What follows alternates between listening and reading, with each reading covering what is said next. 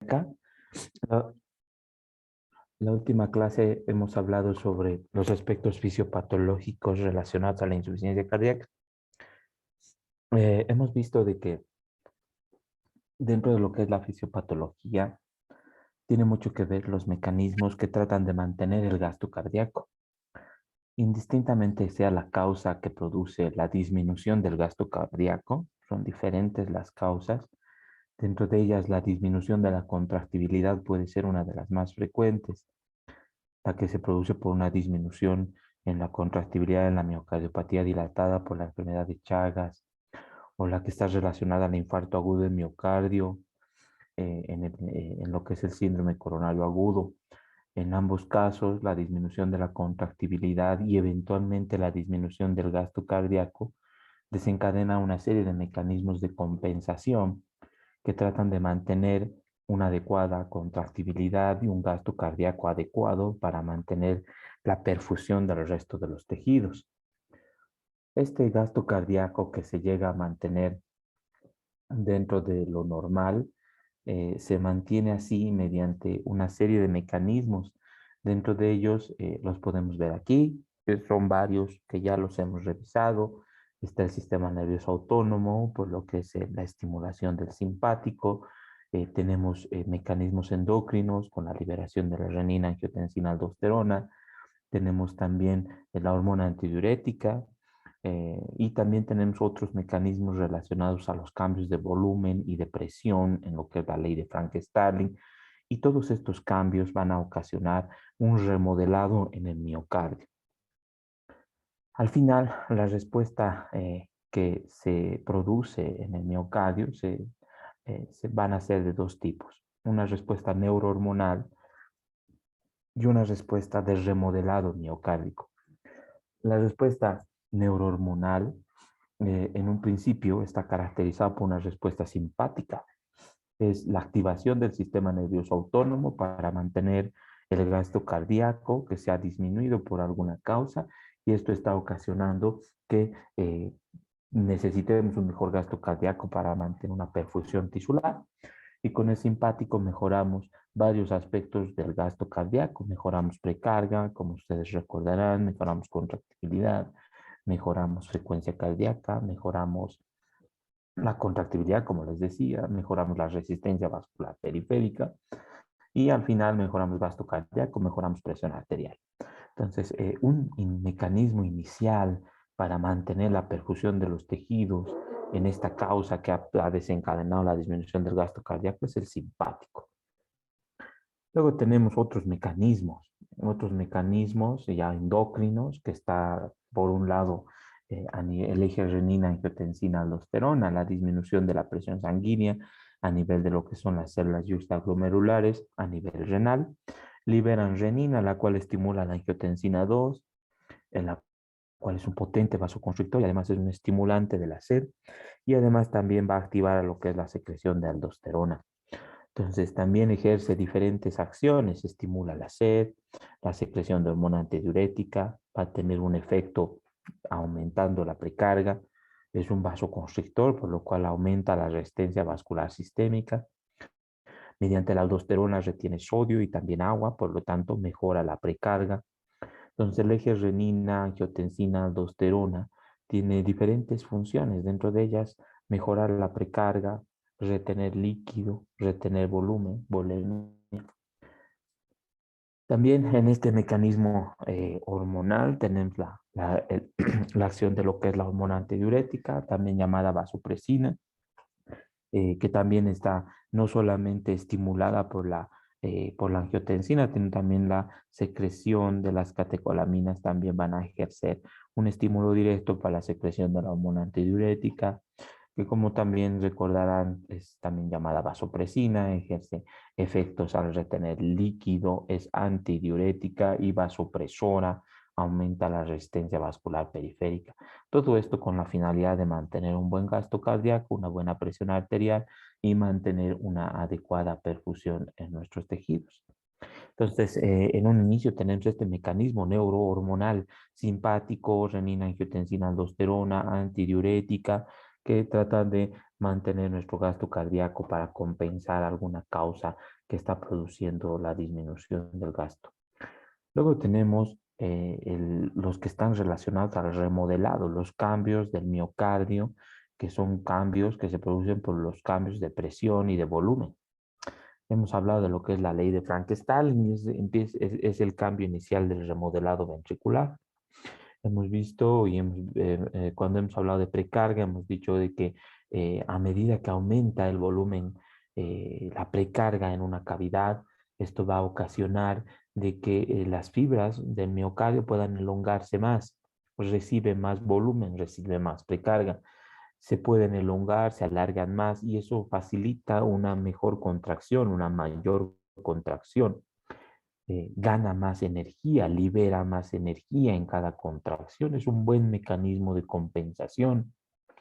Entonces esto nos ayuda bastante, mantiene un buen volumen latido durante cada contracción para mejorar la expulsión de sangre que ocurre en cada latido. Este es un mecanismo inicialmente de compensación.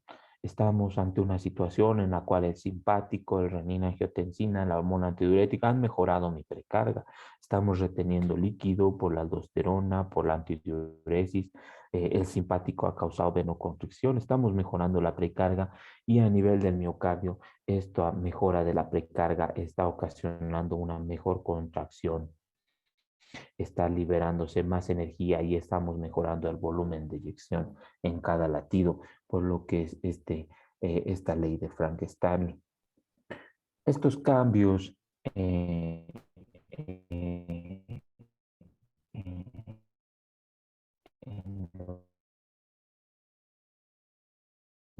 la hipertrofia y el remodelado estructural del corazón.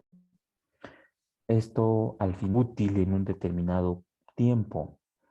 La insuficiencia cardíaca termina aumentando el volumen residual, aumenta la longitud de diástole de las fibras, aumenta la longitud del ventrículo, se llena con más volumen para mejorar su volumen latido. El resultado de toda esa activación neurohormonal, al tener más volumen, más precarga, hay una mejor fuerza de contracción, más fuerza de acortamiento para tener un mejor volumen latido y mejor gasto cardíaco.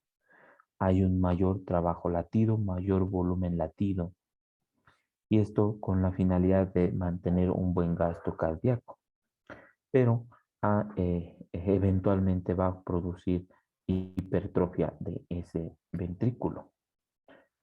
La hipertrofia es el aumento de esa masa miocárdica. En algún punto, esta hipertrofia trata de mantener el grosor de la pared junto con el radio del mismo. La razón que existe entre el grosor y el radio generalmente se mantienen en las hipertrofias fisiológicas, pero no así en la insuficiencia cardíaca. La hipertrofia que desencadena va a ser de dos tipos patológicas: la hipertrofia concéntrica y la hipertrofia excéntrica, en las cuales no se mantiene esa relación de grosor y de radio. En la hipertrofia concéntrica, un aumento de más del grosor, y una hipertrofia excéntrica en la cual el grosor no es el predominante, sino es el radio. Entonces tenemos una concéntrica en la cual el grosor va a ser más evidente y una excéntrica en donde vamos a ver una mayor dilatación con paredes más delgadas. ¿De qué depende el remodelado, que sea concéntrico o sea excéntrico? Del tipo de sobrecarga al cual se ha sometido. Dependiendo a las patologías cardíacas que desencadenen la insuficiencia cardíaca, la sobrecarga va a variar. Tenemos patologías que predomina la sobrecarga de volumen y son aquellas que van a predominar la dilatación, la hipertrofia excéntrica. Y tenemos otras patologías en las cuales predomina la sobrecarga de presión, como es la hipertensión arterial, la estenosis de la válvula aórtica. Son patologías de la tercera edad. Entonces, en ellas va a haber más una hipertrofia concéntrica, es un aumento del grosor de ese ventrículo. Entonces, pero al final es un remodelado ventricular que no es fisiológico. En cualquiera de los casos, el aumento de la masa de ese ventrículo va a producir una serie de efectos adversos que en un principio trataban de mantener una buena contracción, un buen gasto cardíaco, etcétera. Va a ocasionar una disminución de la contractibilidad y va a perpetuar la insuficiencia cardíaca. Diferentes efectos adversos, un desbalance entre lo que es las miofibrillas, la producción de ATP, un aumento entre la distancia entre los capilares, que lleva a una disminución del aporte energético y la isquemia subendocárdica, menos capilares en el caso de un miocardio muy grueso, la disminución del aporte y la captación de calcio, que influye bastante en lo que es la excitación y la contracción del miocardio. Entonces, de cualquier forma, el remodelado ventricular que se va a producir como un mecanismo de compensación eventualmente va a causar mayor daño a un corazón que está siendo sometido a mayores cambios. Dentro de los cambios que estamos viendo, la hipertrofia sea concéntrica o sea excéntrica, tal vez la excéntrica relacionada a la dilatación es la que hemos visto con más frecuencia, más que todo asociada a la miocardiopatía dilatada, en el caso de la enfermedad de Chagas, por lo que necesita una descripción aparte. Hemos visto que esta excéntrica es más por cambios de volumen. Hay más volumen, no es tanto presión, más volumen. Hay más volumen que regresa al corazón, es una desventaja mecánica para estos ventrículos eventualmente, ya pierde esa ventaja de la ley de Frank-Stalin, ya no va a ser suficiente. Y estos aumentos de volúmenes que trataban de mantener la eyección, mejorando su energía y su contracción, ya no van a ser suficientes y la energía que va a tratar de producir se va a perder en gran parte para mantener la tensión de las fibras y una pequeña porción de la energía se va a utilizar para producir la contracción. Mientras más dilatado está, gran parte de la energía se mantiene para mantener, se va a utilizar en mantener la tensión al recibir los volúmenes y una pequeña porción en la contractibilidad durante la eyección. Por lo que la dilatación del corazón va a tener muchas desventajas, no solamente desde ese punto estructural, sino metabólicas. Hay un mayor aumento en el consumo de oxígeno, va a requerir un mayor flujo sanguíneo. Entonces, al final, la fisiopatología de lo que es la insuficiencia cardíaca, como en todo lo que hasta ahora hemos visto, empieza con mecanismos de compensación. Mecanismos de compensación que tratan de mantener un buen gasto cardíaco, que son eficientes durante un determinado tiempo y eventualmente van a ocasionar daño y por tanto debo saber tratarlos. ¿Qué mecanismos son estos? Los neurohormonales y los que producen el remodelado ventricular. ¿Qué situación diferencia la insuficiencia cardíaca compensada de la descompensada? Los mecanismos de compensación que estén funcionando de una forma adaptativa o que estén funcionando de una forma como mecanismos de mala adaptación. Entonces, si los mecanismos de compensación están funcionando de una forma adecuada, por el momento manteniendo un buen gasto cardíaco, será una insuficiencia cardíaca compensada. Y si ya no lo son, estarán causando una mala adaptación y una insuficiencia cardíaca descompensada. También en la diapositiva que vimos hace un principio, hemos visto algunos otros mecanismos de compensación de la disminución del gasto cardíaco, más periféricos, que tal vez los van a recordar cuando hemos visto shock. Si disminuye el gasto cardíaco a nivel periférico, vamos a predominar un metabolismo anaerobio. Entonces, también hay un mecanismo de compensación periférico. Hay una mayor extracción tisular de oxígeno. Si disminuye mi gasto cardíaco, mis células tratan de extraer más oxígeno ante una situación en la cual el gasto cardíaco no es suficiente. Pero estos son mecanismos periféricos para mantener funcionantes nuestros tejidos. Entonces, los aspectos neurohormonales, todo esto determina la retención de agua y sodio. Cuando la retención de agua y sodio de estos mecanismos neurohormonales ya se convierten en una respuesta maladaptativa, lo que predomina es la hipervolemia.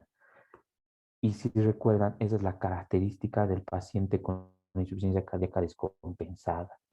el paciente hipervolémico sobrecargado, ¿no? Ese paciente hipervolémico lo que van a estar son diuréticos, porque por sus mecanismos de compensación que está tratando de mantener su gasto cardíaco, se ha sobrecargado. Está reteniendo líquidos, está reteniendo sodio, agua, antidiurética, aldosterona. Entonces necesitamos darle diuréticos en esa etapa de la insuficiencia cardíaca en la cual está descompensada porque está hipervolémico.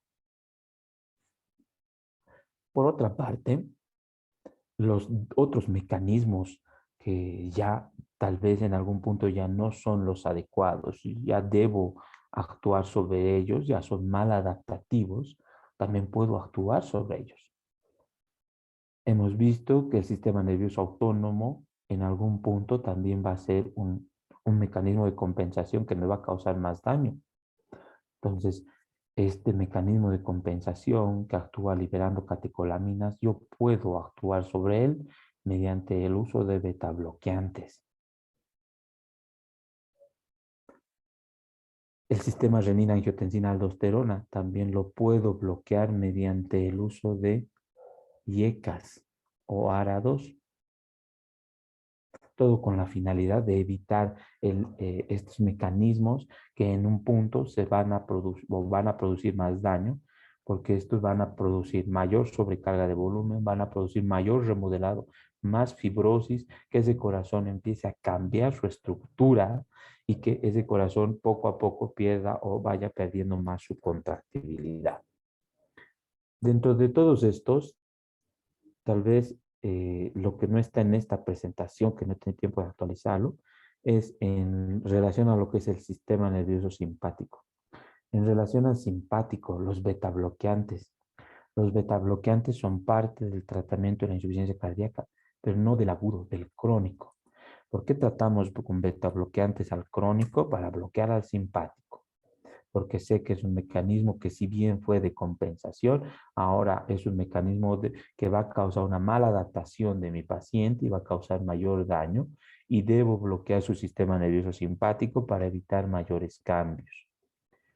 ¿Con qué lo voy a hacer? Con beta bloqueantes.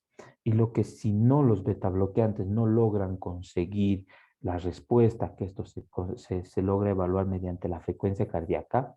Si recuerdan, vamos a ver que había un criterio menor que es taquicardia, ¿recuerdan? Yo simpático. Criterio menor era frecuencia más de 120.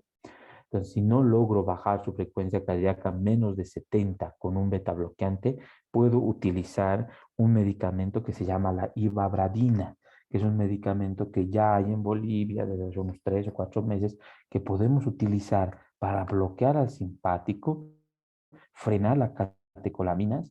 ¿Y eso cómo voy a evaluar que en paciente cardíaco tengo una frecuencia cardíaca menor a 70 latidos? Que signifique que no tiene esa activación simpática que lo va a deteriorar más. Si con los beta bloqueantes no ha sido suficiente. Entonces, beta bloqueantes, en el caso necesario, ivabradina, IECAS, o si no tolera los IECAS por la tos que produce ARA2, y si no, además de eso, miren aquí, la hormona antidiurética, aparte de la hormona antidiurética, el péptido natriurético. El péptido natriurético es una hormona que se secreta con la finalidad de producir natriuresis. La natriuresis tiene la finalidad de evitar la sobrecarga. Si hemos visto hasta ahora todos los mecanismos de compensación sobrecargan a mi paciente. Antidiuresis, renina, angiotensina, aldosterona, los sobrecargan. Y para evitar eso, nuestro organismo libera péptidos natriuréticos. Natriuresis botan sodio, botan agua, compensan la sobrecarga. Entonces, ¿podemos actuar sobre este punto para evitar la sobrecarga en mis pacientes cardíacos? Sí. Sí podemos actuar sobre a este punto con un medicamento que se llama sacubitril. Es un medicamento que está viniendo combinado con los YECAS y con los ARA2. Prolonga el tiempo de vida de los péptidos natriuréticos.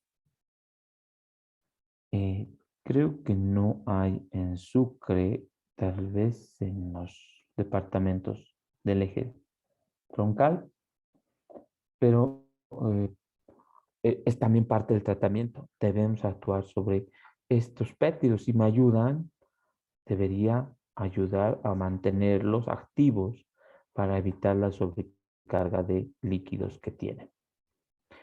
¿Sí? Volveremos a esta parte que quiero que quede bien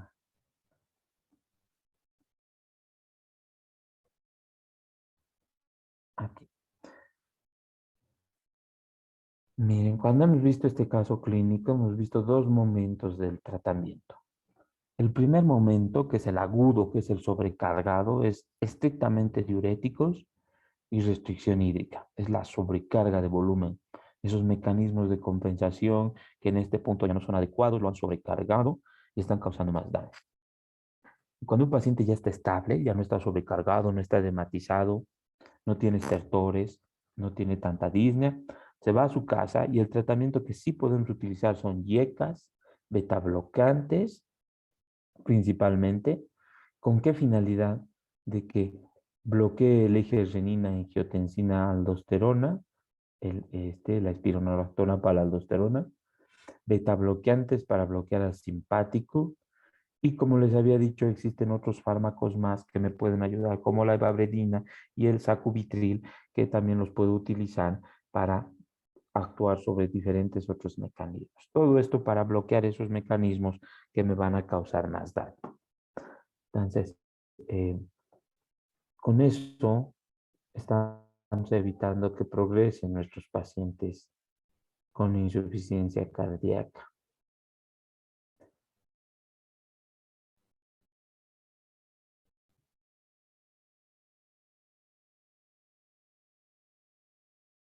Muy bien.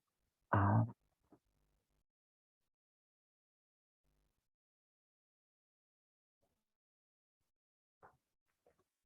¿cuáles son las formas fisiopatológicas de la insuficiencia cardíaca? Al final vamos a tener dos tipos de formas fisiopatológicas. Una insuficiencia cardíaca anterógrada y otra retrógrada, considerando a dos cavidades diferentes. Las cavidades del lado derecho y las cavidades del lado izquierdo. ¿Sí? El lado derecho, aurícula derecha, ventrículo derecho; lado izquierdo, aurícula izquierda, ventrículo izquierdo. Esas van a ser cavidades separadas y cada una de ellas va a tener manifestaciones anterógradas por delante del ventrículo y retrógradas por detrás del ventrículo. Las retrógradas. Retrógradas en el caso del ventrículo, bueno, cuando son retrógradas, son aquellas situaciones en las cuales el ventrículo no va a ser capaz de expulsar la sangre de manera eficiente, con lo cual se van a producir aumentos de presión y volúmenes por detrás de este ventrículo. ¿Sí? Entonces, las retrógradas son aquellas situaciones en las cuales el ventrículo, sea izquierdo, sea derecho, no pueden mantener un buen volumen latido y empieza a retener volumen de sangre, cambia, aumenta volúmenes, aumenta presiones, y ese aumento de volumen y de presiones lo va a llevar hacia atrás. ¿Quién está por detrás de esos ventrículos? Por encima, en este caso, están las aurículas.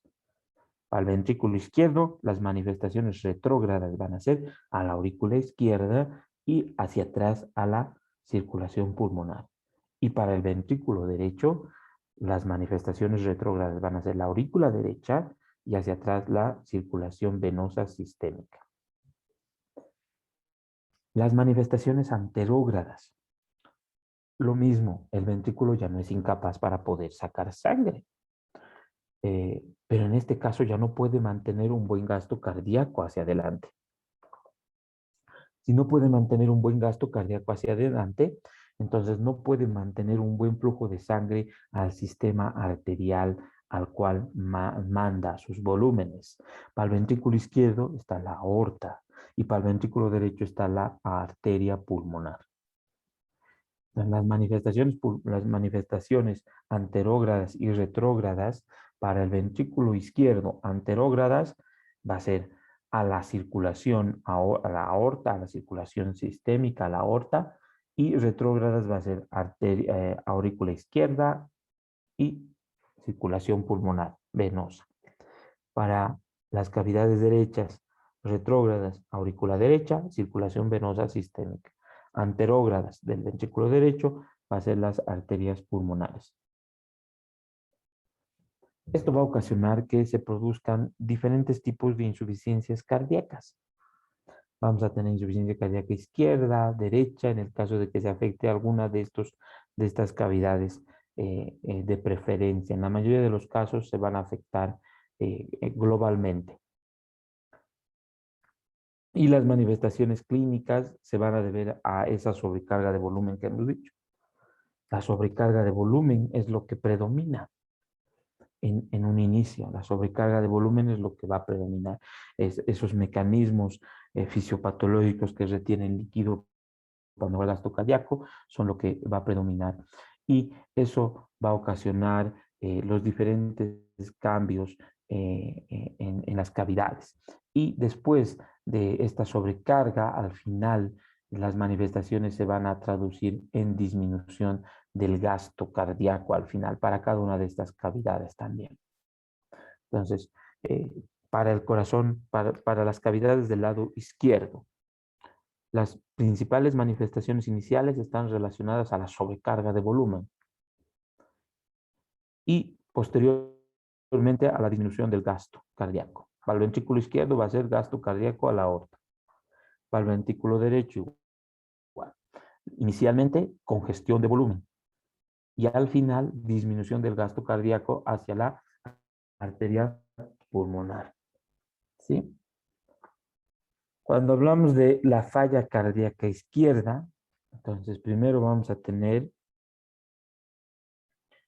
hacia adelante, tendremos una manifestación anterógrada del ventrículo izquierdo. Cuando decimos manifestación anterógrada, hemos dicho que es a la circulación sistémica hacia la aorta. Y esto va a ser la disminución del gasto cardíaco. La disminución del gasto cardíaco va a ser las etapas finales de la insuficiencia cardíaca cuando afecta al ventrículo izquierdo y las manifestaciones clínicas va a ser la fatiga principalmente. Las manifestaciones retrógradas para el ventrículo izquierdo va a ser aumentos de presión, de volumen, sobrecarga. Y eso hemos dicho que va a retrógrado. Va a ser a la aurícula izquierda y a la circulación pulmonar. Y eso es cambios de presión, de volumen, de sobrecarga. Y eso va a ocasionar la disnea, el edema agudo de pulmón, la hemoptisis, los diferentes tipos de disnea que puede presentar el paciente.